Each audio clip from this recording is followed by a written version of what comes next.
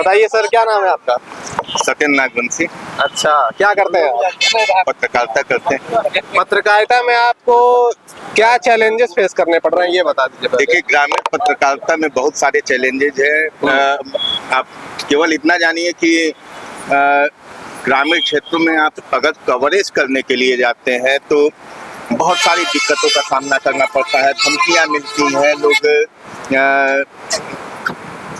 किसी भी हिसाब से, जैसे कोई दबंग टाइप का व्यक्ति है उसके खिलाफ आप खबर चलाते हैं तो धमकियां भी दी जाती हैं, मुकदमा लिखाने की धमकी दी जाती है। अब आप किसी विधायक के खिलाफ खबर चलाएंगे तो भाई जाहिर सी बात है कि कहीं ना कहीं वो आपको पाएगा तो घेरेगा ही। किसी नेता और किसी बढ़िया भू माफिया है, खनन माफिया है, जिन माफियाओं के खिलाफ आप खबर चलाएंगे तो आपको घेरने का प्रयास किया जाएगा। तो बहुत सारी दिक्कतें हैं। जहां मुख्यमंत्री योगी आदित्यनाथ कहते हैं, ये उनका गृह जनपद है, वो कहते हैं कि जो पत्रकार हैं उनका सम्मान होना चाहिए और कहीं भी पत्रकारों के खिलाफ अन्याय नहीं होना चाहिए या उनके खिलाफ मुकदमा लिखने के पहले जांच होना चाहिए। बहुत सारी चीजें हैं, लेकिन वहीं पे धरातल पे देखा जाए मुख्यमंत्री जी अपने जगह पे बिल्कुल सही हैं, जो कहते हैं वो करते हैं, लेकिन जो ये सिस्टम है वो सिस्टम उनके बस में नहीं है जी। और ये कोई भी सरकार आ जाए, ये जो सरकारी तंत्र है, ये सिस्टम है, इसको कभी कोई बदल नहीं सकता है जब तक कि जो सिस्टम में बैठे हुए अधिकारी हैं स्वयं नहीं बदलेंगे। अच्छा, आप एक बात बताइए, ये जो पत्रकारिता का जो मतलब रिपोर्टिंग और जो भी न्यूज चैनल वाले जो है, ऐसा आपको लगता है कि मतलब न्यूट्रल है आज वो, कि मतलब बायस्ड हो गए हैं? नहीं, देखिए, बड़ी बड़ी मीडिया है और बड़े बड़े चैनल हैं, किसी के बारे में कुछ कहा नहीं जा सकता, सब अपने ही भाई बंधु हैं। हम लोग छोटे से पत्रकार हैं, लेकिन जिन दिक्कतों का सामना हम लोगों को करना पड़ता है, कहीं ना कहीं जिसकी भी सरकार रहती है तो वो मीडिया को प्रभावित करने का कार्य जरूर करता है। और कहीं ऐसा हो कि कोई ऐसी खबर आप चलाएंगे जिसकी विश्वसनीयता भी होगी आपकी कि हाँ ये खबर सटीक है, हम चला रहे हैं, लेकिन उसको भी रोक दिया जाएगा। तो ये चीजें होती रहती हैं। हमारा अच्छा, मैं एक यूट्यूब चैनल भी चलाता हूँ, इंडिया क्राइम एक्सप्रेस के नाम से। 8.5 के से ऊपर हमारे फॉलोवर हैं। 2 साल पहले 3 साल पहले मैंने चालू किया था, वो भी चलाता हूँ और अखबारों में भी लिखता हूँ, बहुत सारे लेख भी लिखता हूँ। और ये चीज़ है कि ये सिस्टम तभी बदल सकता है जबकि सरकारी अधिकारी जो हैं वो सही तरीके से, जो ऐसे लोग हैं जिनको न्याय मिलना चाहिए उनको न्याय मिले, तभी कुछ चेंजेज हो सकते हैं, नहीं तो कोई चेंजेज नहीं हो सकता है।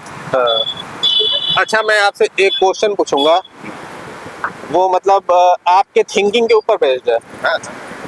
जैसे कि आपको कोई खबर ऐसी पता चली जो दूसरे इंसान के लाइफ को प्रभावित कर रही है, मतलब उसके लाइफ का एक रुख मोड़ सकती है पॉजिटिव वे में, ठीक, लेकिन आपको उस न्यूज चलाने के लिए आपको धमकियां भी मिल रही हैं। नहीं तो आप क्या मैं अपने बारे में बता दूं, मेरा नाम सत्यन नागवंशी है। इंडिया क्राइम एक्सप्रेस के नाम से मेरा यूट्यूब चैनल भी है। फेसबुक पे भी मेरे 7.2 के करीब फॉलोअर्स हैं। और तो आप मैं कभी धमकियों से नहीं डरा जी, और न डरता हूँ जी। बहुत सारी धमकियां मिलती रहती हैं, तो धमकियों से जो डरे वो पत्रकारिता नहीं। अच्छा, सबसे खतरनाक धमकी आपको क्या मिली है सबसे खतरनाक धमकी, एक मैं नाम नहीं लूंगा, प्रधान है जिन्होंने मानहानि का बात में कहा था कि मानहानि का मुकदमा करूंगा आपके ऊपर, और एक धमकी मिली थी जान से मारने की, वो भी। और ऐसी धमकियां, अब इतनी धमकियां मिल चुकी हैं कि अब कोई फर्क ही नहीं पड़ता।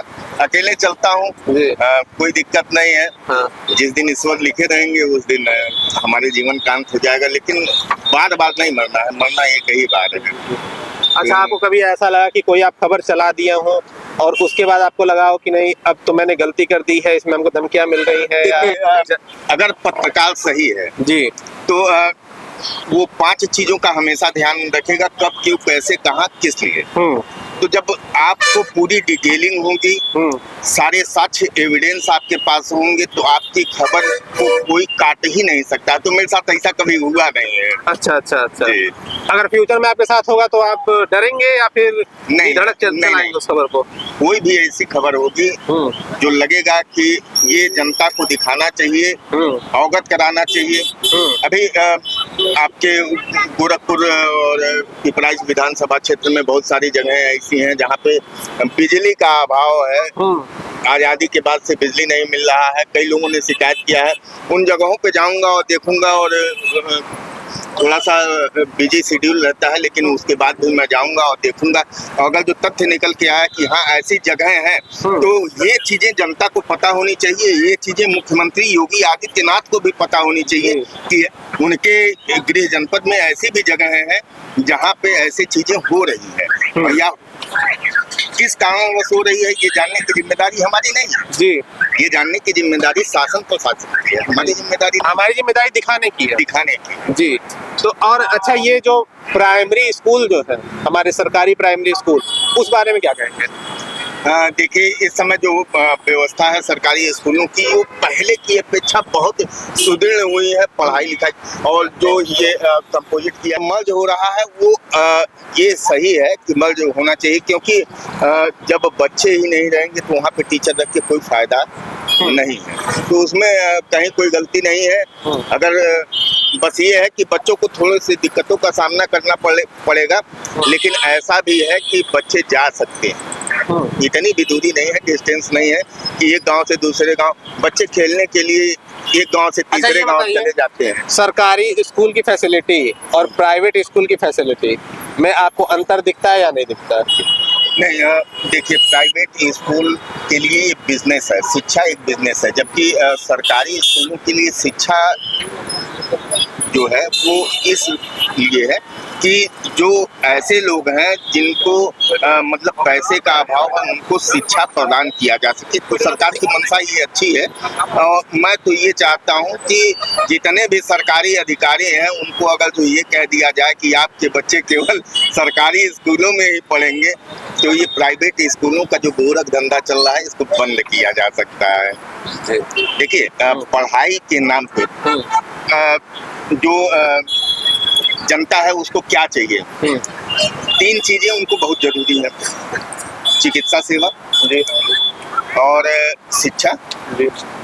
ठीक, तो स्वास्थ्य और शिक्षा ये बहुत ही जरूरी है।